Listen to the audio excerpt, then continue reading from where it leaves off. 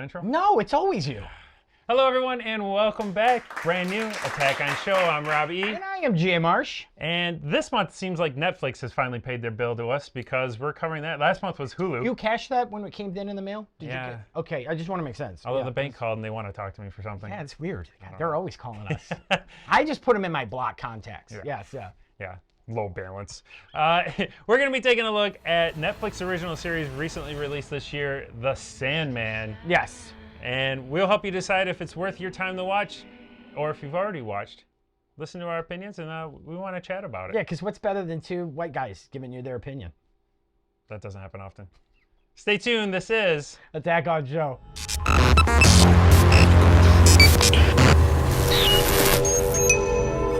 He's out there looking for me.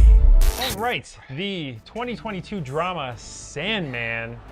Jeff, what you want to kind of give us a synopsis of what the show is about? Yes. Sandman is based on a comic book that was written, I believe, sometime in the late 80s. It is a universe that it was separate when it started and absorbed into the DC universe, and there's this that goes on. But what it is the story of Sandman, also known as Dream.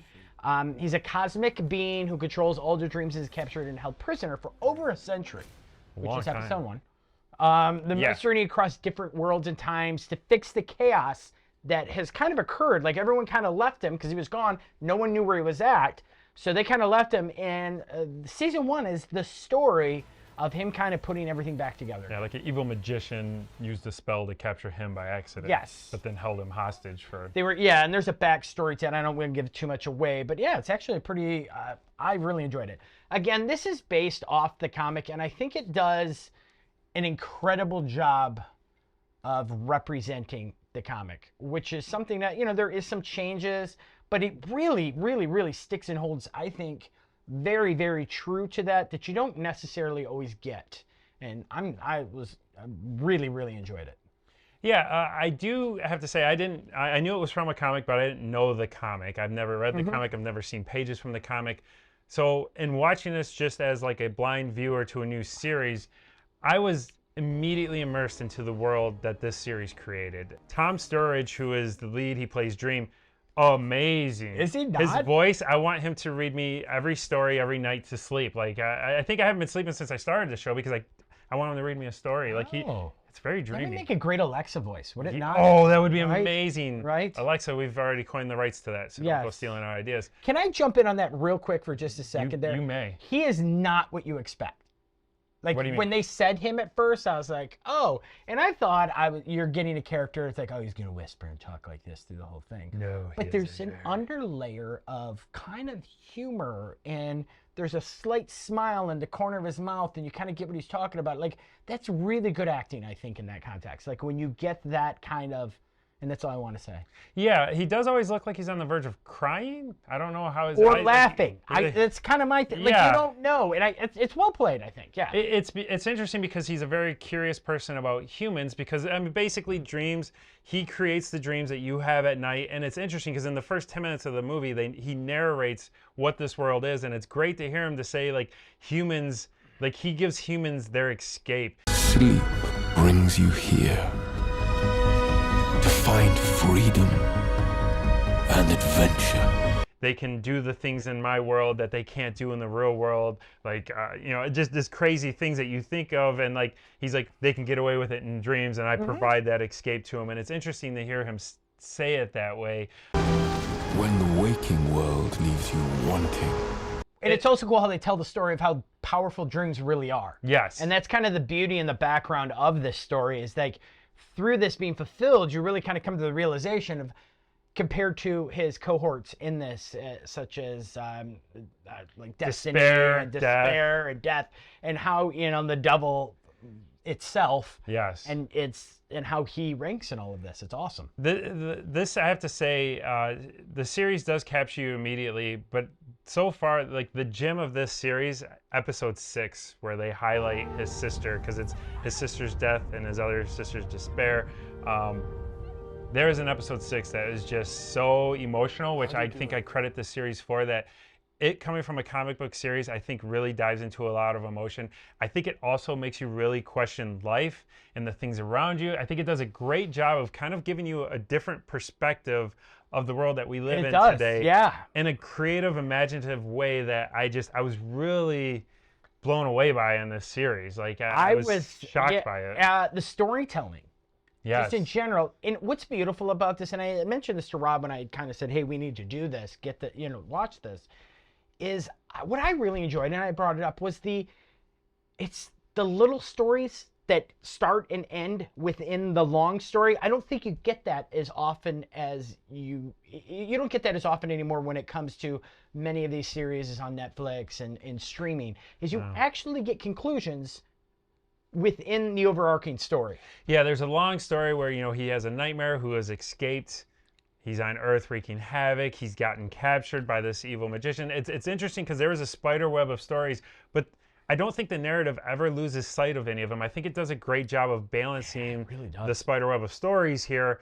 And I think especially now, fall season, Halloween season, I think this is a great series to dive into. Absolutely. It's executive produced by Ryan Murphy, who people will know from like Nip Tuck, American Horror Story. So it's that same feel that you're going to get in a Ryan Murphy series. Like, I don't think he necessarily breaks any new ground in this.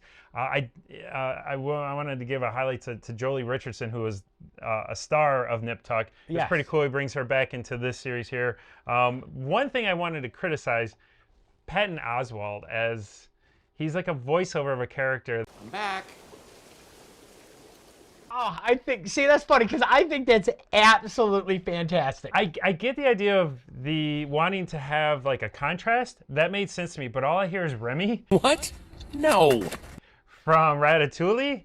I think they could have gone with somebody else to give kind of that comedic relief, because him voicing a character, which is a crow, I just keep hearing Remy. It's almost too much where it almost takes you out of the narrative sometimes. I think people are so familiar with Ratatouille. Yes. That could be an issue with them. Charles Dance arrives in this, who is great from Game of Thrones. Everyone will know him. And then also David Thewlis, who from Dragonheart fame. The guy's an amazing actor. He plays kind of a crazed protagonist in this that I think people will be excited for. God, yeah, absolutely. I shot at Mark Hamill. Yes. Plays a little role. I was like, oh, yes. And you can't tell it's Mark Hamill, but he does voice work, which Mark Hamill does better than anybody else. Amazing. And that was fantastic. There's a fun gender change in this, actually. The Constantine character, if you're familiar with the DC arc and all that, is in this, but slightly different. I do have to say that was going to be another criticism of mine. And I can see, but I think it actually balances everything out very well. Because I can't see Constantine as a strong male figure that he is in comics and in the Constantine story. Would be very hard to kind of, oh God, did I just say what I said too? To me, that was the only change. That and the devil, if I'm not mistaken, the devil in the comic books has a male or a masculine character in the comic books, where in this it is not. Though she's fantastic. No, everybody played their roles amazing. Yes. The character representation was great. It just seemed like it kind of got redundant to a point where I was watching it, and I'm like, oh, of course. I will actually say that, yes, it did get redundant to a point where everything's like, oh, wow, everything is just... Yeah, it's okay. No, you know what? I will actually toast to that, yes. Are you ready to rate it now that everyone hates me? No one hates you. You can't be open-minded and have an open discussion. Remember, the discussions always have to go both ways, everybody. Like, we are by no means people that care... But it's got to go both ways. You have to talk about it from both ends. And if you can't do that, well, go find another channel to watch. Peace. Whoa. We don't want to frost this series. Oh, okay. All right. I say we rate it. With that being said, go ahead. No, I honestly, I would give Sandman a 4 out of 5. I think it is a solid series to watch beginning to end, and I don't think you'll be disappointed. No, and I will give it a 4 out of 5. We don't do halves, but I will say, like, if we did a half in this, I would probably go 4.5. I actually think it's that good. I think it's a great watch. So, did you watch, or are you going to watch? We want to hear from both of you. If we've talked to you into watching the series. Both of you. If you go and watch the series after this, Please come back, let us know your thoughts if you agree, disagree with our ideas or thoughts or opinions of the series. Or if you've already watched and you disagree or agree, we want to hear from you as well. No, and I want to state, we are the only YouTube channel that specifically records for 2 people. Yes. Yes, so both of you out there, we really appreciate really you love you. watching. We love you. Make sure you comment, and yes. Interesting stat, we are Michigan's longest running podcast. Are we really? Yeah, so Oh, why are we not marketing that? we just did. Oh, okay. All They're right, both good, going to good. appreciate that. So, as always, we want to thank you guys for watching. We appreciate all the support. Stay tuned. We got some great new content Some coming your great way. stuff, yes. And in order to find out about that new content, you're going to have to hit like and subscribe below and ring the bell and make sure. Oh, you had to go there, didn't you? Yeah, it's gonna be in my head all night. But you gotta make sure you ring the bell, and also make sure that you are leaving a comment or at least trying to communicate us. We're on all types of social media. You can look us up on anything. The icons are below, and make sure you do that. yes. Thank you for watching. As always, I'm Rob E. And I am J Marsh. And this is Attack on Show.